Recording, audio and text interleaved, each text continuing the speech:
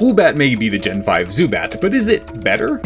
We're rating them all, and well, in battle, yeah, it absolutely is in pretty much every single way. It's faster, stronger, and much bulkier. Sure, Psychic Flying isn't the best type, but it's not bad, and its move pool is pretty solid. Really, just Confusion and Gust are enough to get you through the early game, especially with it being a friendship evolution that you can evolve insanely early. I'm pleasantly surprised by this little goofball. I didn't know it had it like that. 3.5 stars in battle prowess. Now, availability, I don't think anything is as available as Zubat across the generations, but Woobat is still very available. You can get it before the second gym in Unova and Kalos, before the third in the sequels, and even earlier in Galar, so it's of course still 5 stars. Conceptually though, it's more or less just a mix of a few different species of bat, some much cuter than others, but it does take a literal note from the heart-nosed bat, making that kind of its whole thing. But I have no idea why this thing is a psychic type. There is 0 clues in the Pokedex or even Bulbapedia. It's a pretty unique bat, but still pretty much just a bat. 2.5 stars. Admittedly though, it is pretty cute. I couldn't stand this little idiot for a very long time, but it has grown on me. The fluffy round body with the tiny little wings and one buck tooth like a baby or something. It's much better than I ever gave it credit for, but still not a very good or interesting looking Pokemon in general. 3 stars, which hey, gives it a pretty decent 3.5 stars overall. It's crazy how much better Woobat is than Zubat, but how much worse Swoobat is than Golbat.